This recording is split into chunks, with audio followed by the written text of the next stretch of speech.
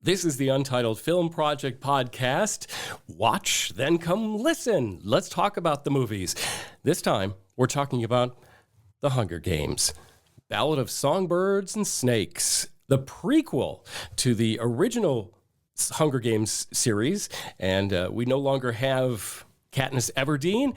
We have early Hunger Game participants and a teenage, but will be someday, President Snow. We'll talk Hunger Games prequel. We'll also do some quick hits on some other movies we've seen, including Poor Things and Napoleon. And then the big question. That big question is, who do you want to see host the Oscars? Probably getting a little tired of Jimmy Kimmel, so who would we prefer to see out there? The internet is restless after hearing he was the latest choice. We'll wrestle about it coming up. The Hunger Games, Ballad of Songbirds and Snakes. Let's get initial takes. Gover. I think they got the casting wrong. Interesting. As I wrote about on the Untitled Film Project Pod.com. Plug. Yeah, shameless plug. In my review for Songbirds and Snakes, the actor who played Snow, Tom Blyth, is solid. I'm not taking anything away from his performance. But the guy who played his best friend, Josh Andrés Rivera, is so comfortable, so believable, so amazing in his small role that it's very obvious to me that the talent and the charisma is being suppressed to make room for the lead. Now, I understand that Snow can't look like Rivera in a prequel because he looks like he's got to look like Donald Sutherland later. Eventually. I understand that. So that part works. I get it. Okay. And again, they did a fine job. It's not like Blythe's a bad actor. But Rivera is a star in the making. I can tell that by his grand total of 22 minutes on screen. I mean, he had most. Yeah. So I thought Rivera was outstanding. And I will even say that I happened to catch him on total accident on the Kelly Clarkson show earlier this week. And he said that he turned to Rachel Zegler in the screening after it was over, like when the credits rolled. Yeah. And he said, well, I guess I can continue working. And I think that's such a charming and amazing insight into his vulnerability. Like, sure. Like, you know, I don't know if this is for me. And so he is tremendous. And I know he's not going to see this, but dude, you're extremely talented. And I cannot wait to see now all of a sudden the Aaron Hernandez story, because he's Aaron Hernandez in that. Oh, I didn't know it. I never even cared. And now all of a sudden I'm like, no, I want to see what he brings to the table. He's going to do it well. So, yeah, they casting wrong. Again, I understand that you got to fit a certain look. I get that. But Josh Rivera was absolutely incredible. Well, I'm going to do my initial take, and I also am going to question some casting. And I'm going to talk about Rachel Zegler. Uh-oh. Okay, now I really like the way they chose her as the female lead and decided to use her musical talents as part of the charm that is going to win over the people of Panem in the Hunger Games. But she's too beautiful.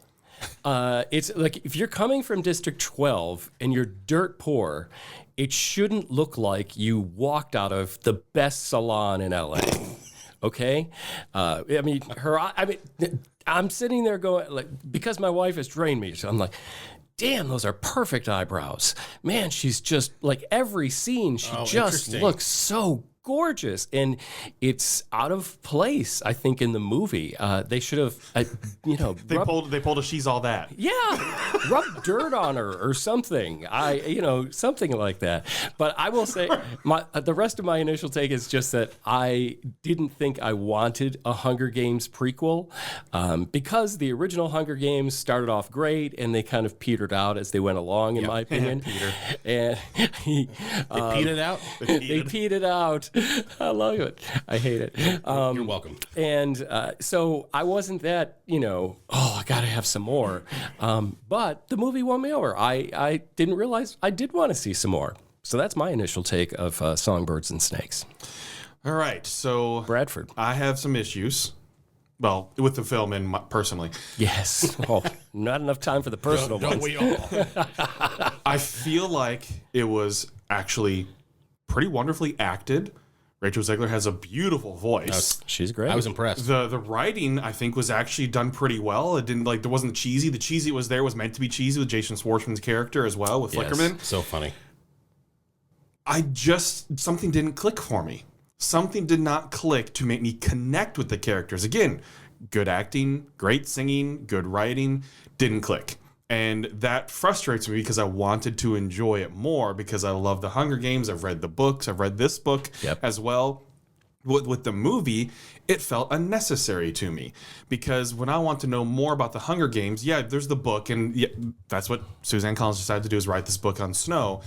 I want to learn something else about the prequel to the Hunger Games. I want to learn about the war that led to the Hunger Games. I don't care about President Snow. I would have probably also enjoyed that a little more. Like, give me what led to the Hunger Games. This. And they almost gave the impression, without, I didn't read the book, but they almost gave me the impression that that's what we were going to get in this movie. Right. I thought we were going to get a little more of that. No, we got the villain origin story for some reason. Right. They were already doing the Hunger Games. And that's why I didn't connect because I already hate Snow.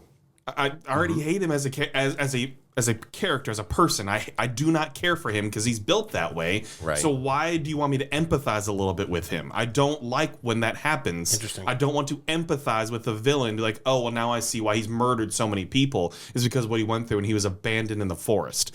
I didn't connect with that. Like, I wanted to connect with Rachel Zegler's character more. I wanted to connect with the story more. I just didn't. Now, again, Josh Andrés Rivera was phenomenal, almost to a Rami Malek type of delivery. Oh, yeah. With the way he delivers his lines, and maybe there's inspiration behind that. Yeah. But I really did like his delivery, so Go Everything is spot on. And with his as a delivery. revolutionary, I bought him. Yes. Yeah. So, but again, I was disappointed with myself in feeling this way about the movie because I think it's a well-produced movie. The action sequences are good. The CGI is good overall. But initial take is just I wanted to love it more than I did. Gotcha. Over. Let's get into the meat of the movie, Ballad of Songbirds and Snakes, the Hunger Games prequel. I have a lot of thoughts, but I'm going to boil it down to two. Okay. The two main ones. Okay. The first one is this movie is a slow burn For sure. on how Snow turns from good / idyllic to evil. Right. Okay. So he's got these aspirations of being powerful, obviously, because I think every kid wants to be president or, whatever, an athlete or, whatever high end, doctor, lawyer, right, all those things. Okay. So that's fine. But what I didn't know going into this was that they were going to give me the whole arc. Okay. From his beginnings of, obviously surviving on the streets for, 3 minutes, whatever.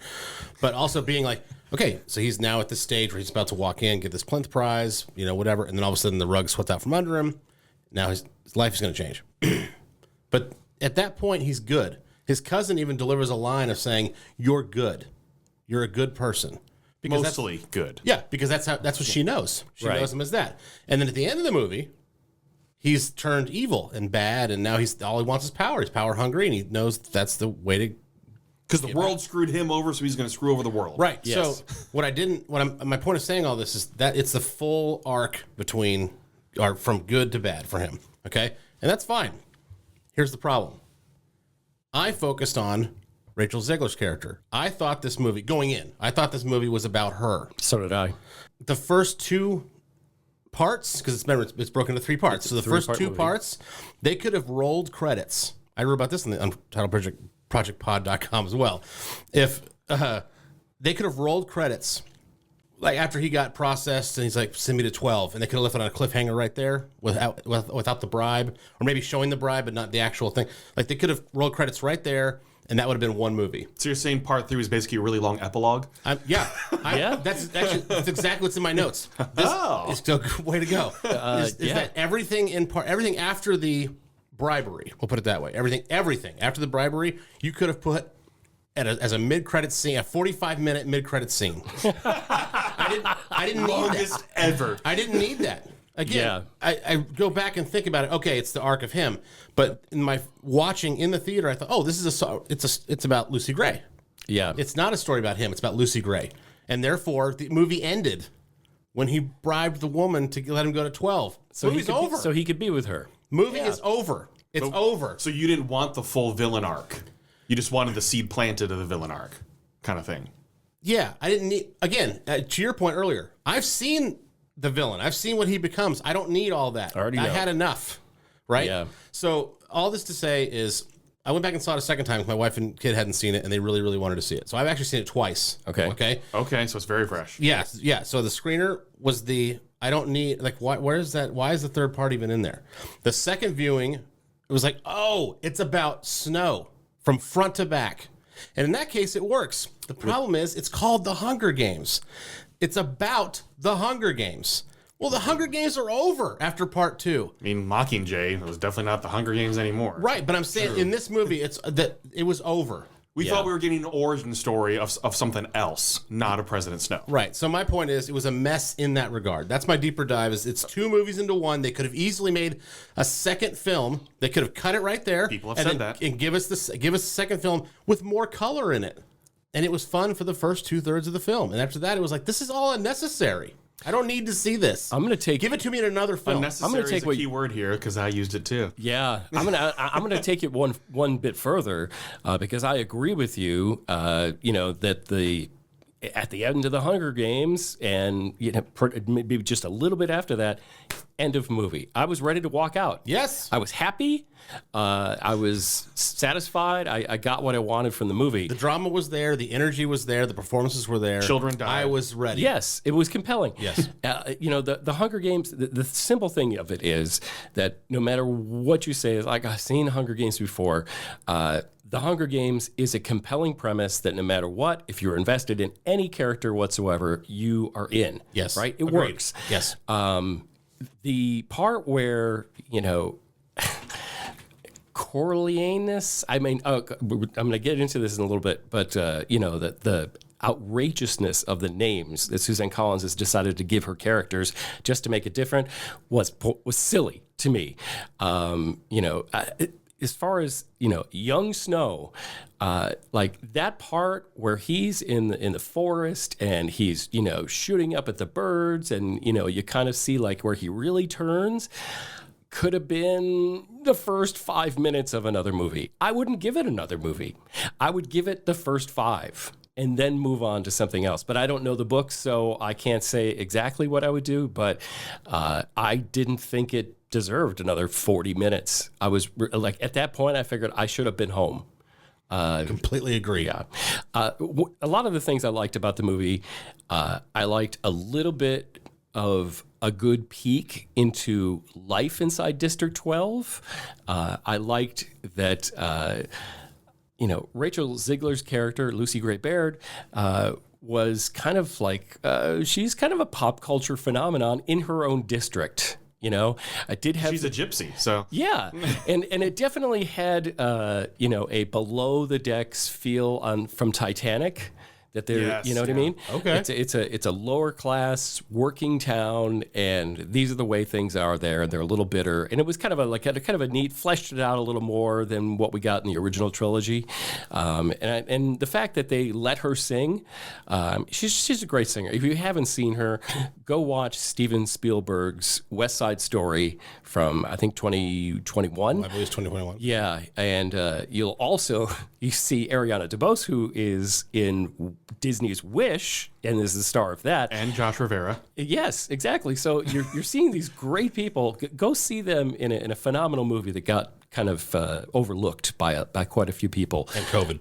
In COVID, yeah, exactly. A little Yeah. So Lucy Gray Baird, that character singing as one of the things that that they capitalized on in the Hunger Games to make her a spectacle and to bring people in and invest in her. I thought it was a really smart play.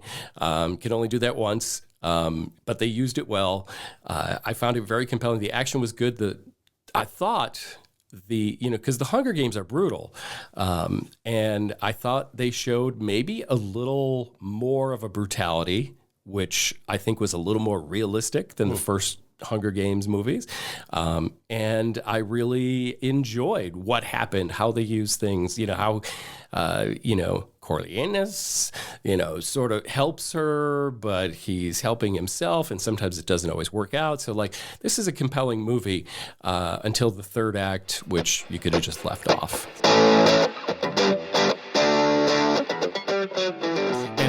curious too, and what I wanted to know more about was the Hunger Games itself, was seeing the whole, how it came to be to where they're treated like stars, which it's all Snow's idea.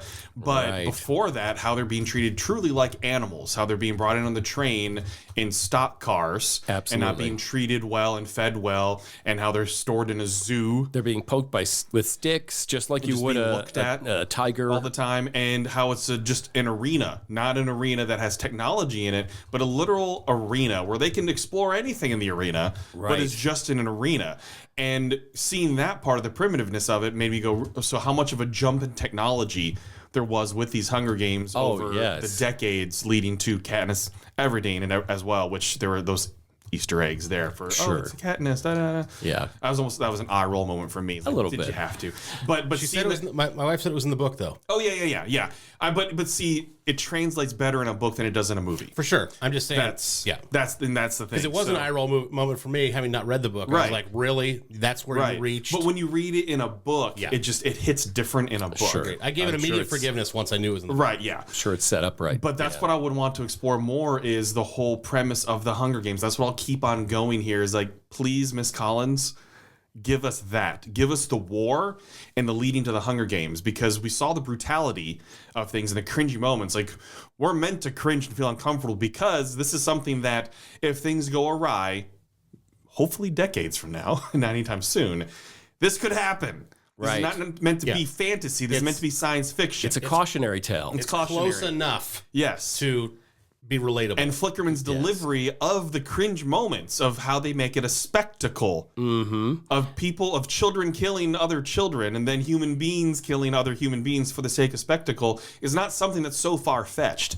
No. So I not necessarily enjoy, but I appreciate that exploration. But that's what I want more of. Sure. Is the exploration of what led the Capitol to decide this is what we're going to do when they made these games. And they even lead to it with Peter Dinklage's character, right? Yes. It's like, well, we had this idea on a napkin, basically, and then never thought it was going to happen. Yeah. I mean, it's a nod to the future, and it's also a nod to all men who think about the Roman Empire most of the day.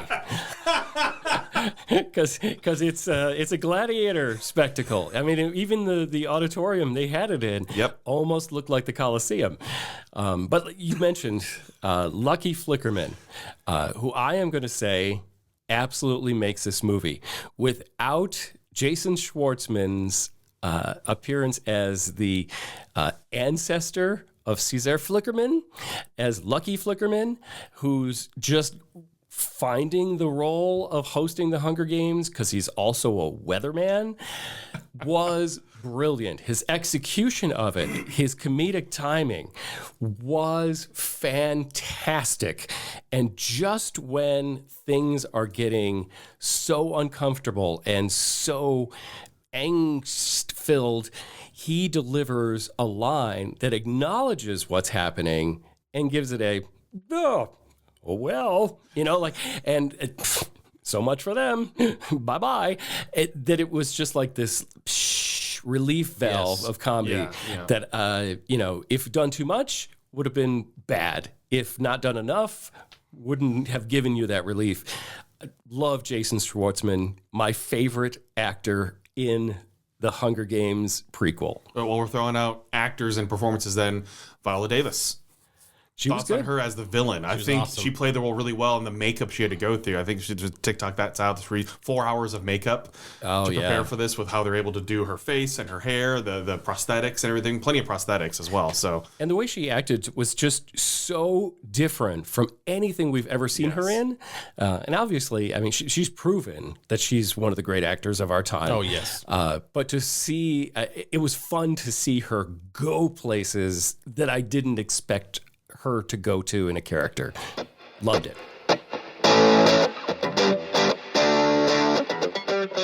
Coming up, we're going to talk about Napoleon and Poor Things with a quick hit and the big question. But first, we must give scores to The Hunger Games, Ballad of Songbirds and Snakes. And for our scores, let's start it off with Mr. Bradford. all right. So as I said earlier, I like the acting performances. Rachel Zegler's voice is absolutely phenomenal and beautiful. Josh Rivera, wanted to see him more on screen, so I like his delivery. The writing I thought was pretty crisp. it just didn't connect with me like I wanted it to. And there's so much more I want to be explored in this world that has been built. And yes, this is based on a book, but that's not necessarily the book that I wanted. And so it's not the movie that I wanted, especially because the book just released in, 2020? So it only released... It's a quick turnaround. 3 years ago. It's a quick turnaround. So it's almost like it was written for the movie to be made, which I don't always like. I get it. Authors will write books because, like, this will make a great movie someday. Right. But it's the someday part and not the I'm writing this book basically as the screenplay. Sure. So a little shortcut taken. Yeah. So I just didn't connect like I wanted to connect. I do agree that it was part 3, the third act, threw me off a bit with how that was portrayed. But even though I did like the look into District 12. But with that, the only reason I give it the score is because the acting performances are actually good. It would be lower since I didn't connect with it, but I give it a 7. Okay. All right. Let's go to Jeremy Gover. Give us a score. I watched this movie twice, and both times I had a different takeaway. The first time being, okay, this is about Rachel Zegler's character, and then feeling disjointed when there's a part 3. Second time, realizing, oh, it's about Snow's arc. That's a problem. Right. Okay, to have to go. I mean, just to have to see it twice and be explained, have it explained to you by people who know more about it. Yes, for sure. So that means you didn't do your job. That's what that means. Because you have to assume when you make a movie like this based on a book or a video game, we talked about it Five Nights at Freddy's episode, which you can watch right here if you're watching on YouTube. Okay? When you do things like that based on toys, the original Spawn movie in the 90s, those kinds of things, you have to educate the audience to a point. You can't assume everyone knows all the lore right walking into the theater. You should be able to walk in. You can't insult their intelligence either, but you have to at least get... Even Marvel does that with like flashbacks sometimes. For sure they do. Yeah, bring them up to speed. that's right. And this movie clearly told me 2 different stories, and I saw the same movie within a 4-day period. So it was 2 movies in one. Did not like the fact there was a part 3. I seriously think you can still do everything I just said you can do. You can still tell the whole young Snow story, but you do it in 2 parts. You give us the Hunger Games part. He bribes the woman to go to District 12. That's the cliffhanger. Credits roll. Bang. Then the next year, you give us maybe a little bit more beefed up hour and a half, hour 45, part 2 of that. It tells your whole arc. All the Hunger Games fans are going to sit through both movies back to back, just like this Marvel fans do, trying to get... So you could accomplish the same. Should have been 2 movies. This movie will be nominated for an Oscar. In what category? Best Original Song. Zegler's Nothing You Can Take From Me should be nominated for an Oscar. It's tremendous. She's great. And at least it would recognize her talent. Oh, if she was just nominated for that. That would be tremendous. I give it a 7.0. All right. Well, there's 2 straight 7s. Fist bumps from Bradford and Gover, which doesn't usually happen. It's never happened. Is this the first time? Oh my gosh! We've high-fived before. Yeah, that's the first fist bump. But first fist bump in the 63. We're actually like mind melding with the different takes, but we're thinking the same. Mm-hmm. The way you two connected, which is scary. You should be cuddling now. The next one are probably going to fight. I hope so. The next one's Wish, so let's see.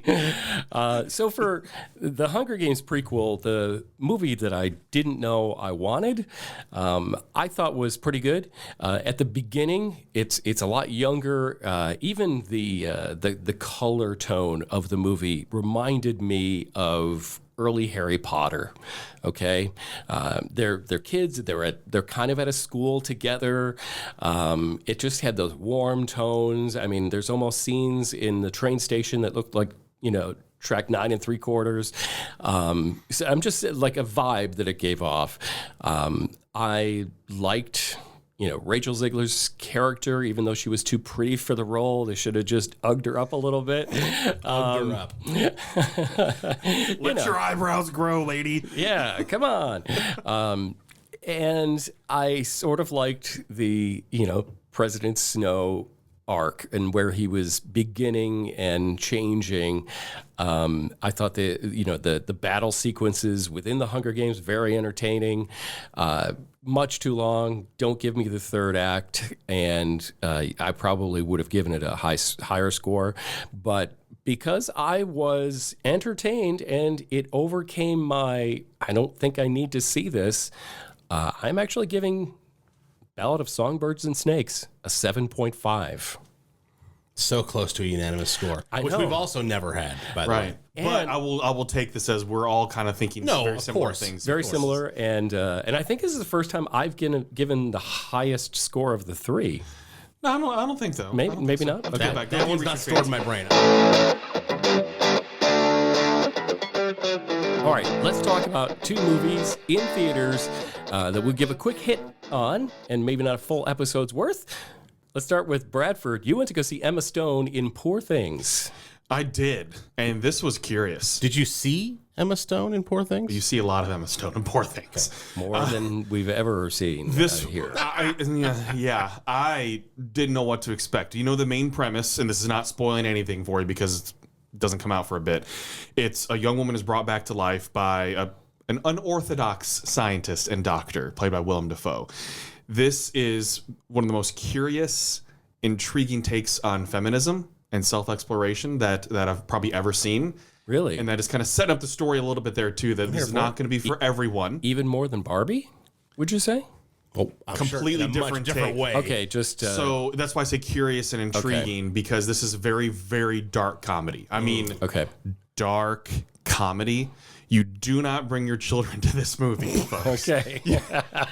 Unless you want to have lots of conversations with them. Right, it's going to be a long car ride home. Immediately after the film. Of various types. Yes. You don't take your children to this movie, but... The Ballad of the Birds and the Bees. That's a different kind of ballad. Yeah. So it's dark. It's funny. It is the set design is absolutely beautiful. Mark Ruffalo is also in this movie too, and he's hilarious in it. It is overacted in a perfect way for him. Like that's his character. His character's meant to be overacted. Emma Stone is brilliant in it because you're seeing the way a mind develops.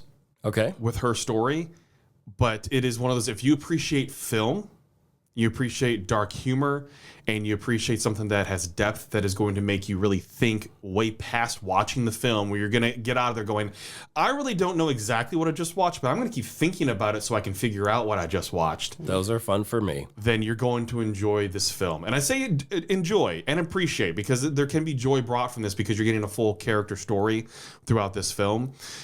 And you see a lot of Emma Stone that you weren't aware that you're going to see a lot of. Maybe more than her doctor has. That is a warning, so you know what to expect. This is an adult movie. Do you have a score for Poor Things? My score for Poor Things would be an 8.0. All right. It is really, really good. Definitely worth seeing. Definitely worth seeing. It's going to get some Oscar talk as well, if that's your bag. Okay. This is not for every audience. This 100% is not for every audience. Okay. All right. I would like to tell you about Napoleon, which I came in with very high hopes because Napoleon is the period piece about Napoleon Bonaparte, who is a famous conqueror in history and ruled France for quite some time. Not a whole lot of movies about him in recent history. Director Ridley Scott, who brought us Gladiator, knows how to, give us a really good, tension-filled epic, and Joaquin Phoenix, who I think is also, one of our better actors right now, and Vanessa Kirby was in it as well, as Josephine, the love of his life. That being said, the battle scenes in this movie, which take place, about, we'll say 1800, just post, our own Revolutionary War, were spectacular. And something that hasn't been shown on screen a whole lot recently, when you see 20,000 troops in goofy outfits that warriors wore back then, running across a field to face 50,000 people also dressed in silly costumes and bayonets, it was amazing. The spectacularness of just gruesome battles that actually took place. Seems way worse than modern day warfare. He did a great job, Ridley Scott, the director, on that. But let me get to the real problem of this film. I like Joaquin Phoenix, okay?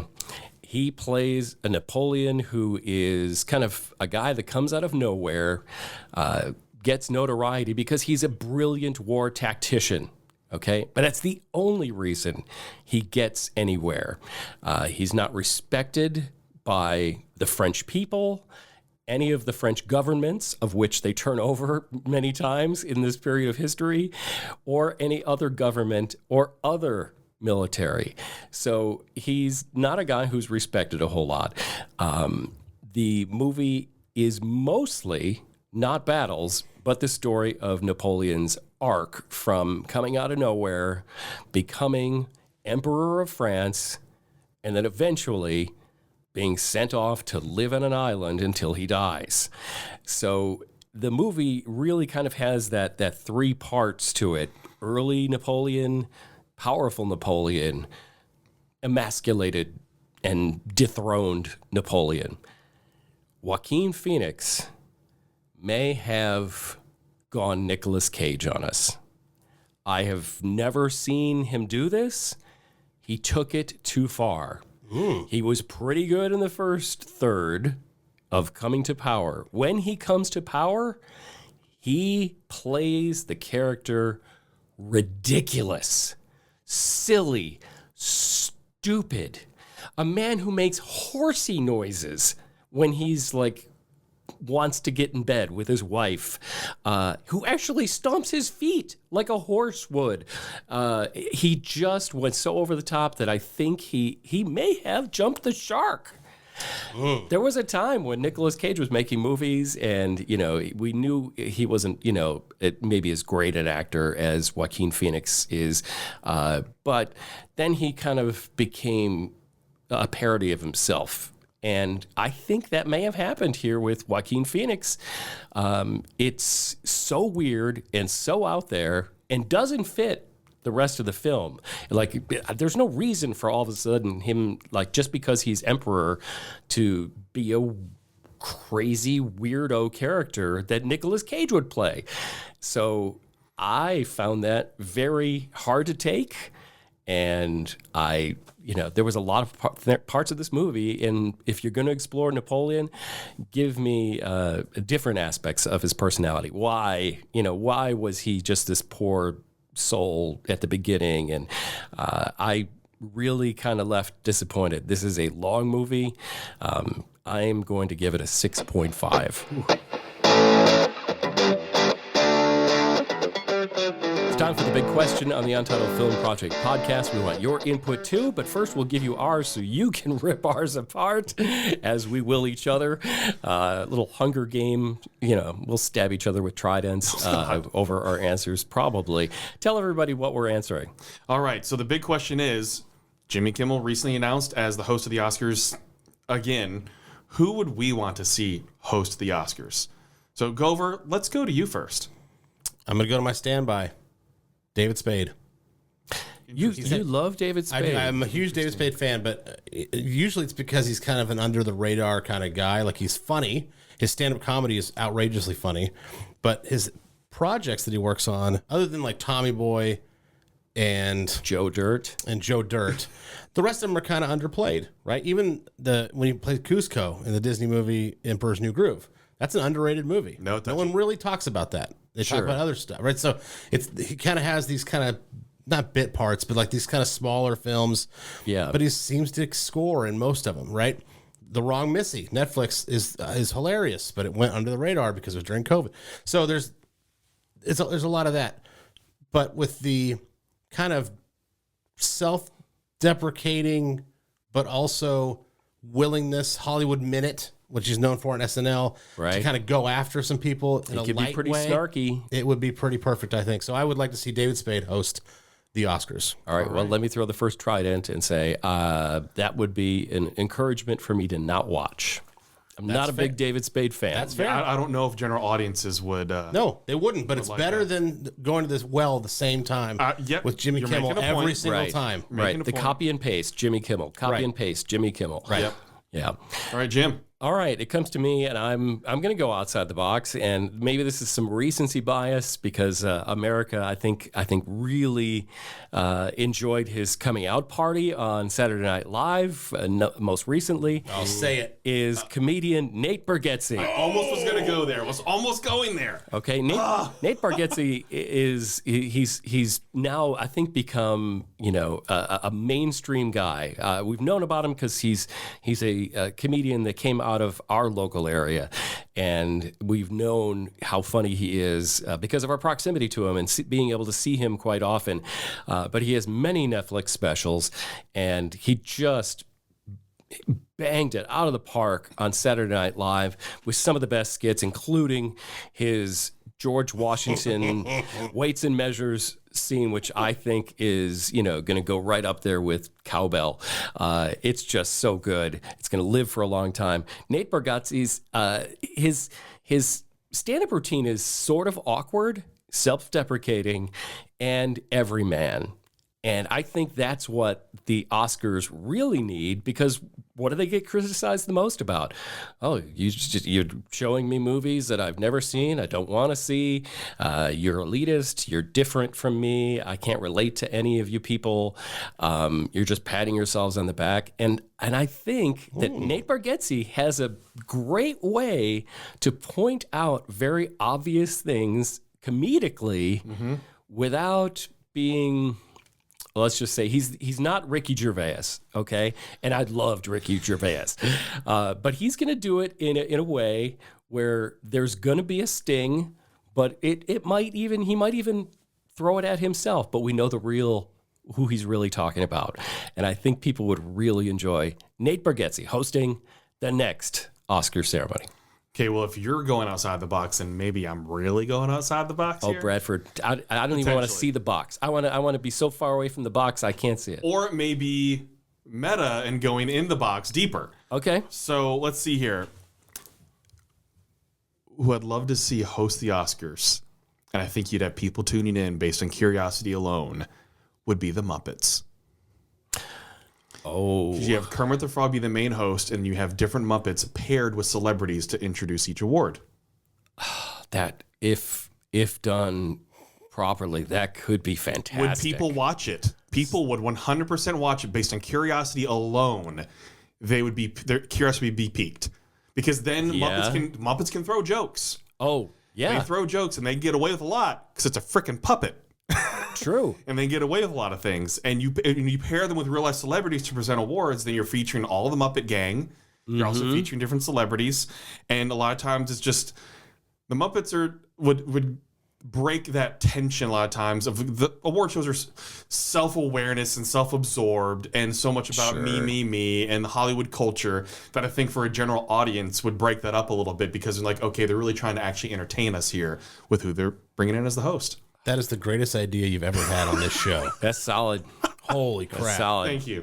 I'm not throwing tridents. I'm throwing bouquets of flowers. I think it'd be fun. It'd be fun, right? I mean, there's so many things you could do with the Muppets. Oh, yeah. And they're entertainers themselves. Everybody from musicians to, they've put on a show over and over and over. So they relate. They're perfect. So I have a question. Uh-huh.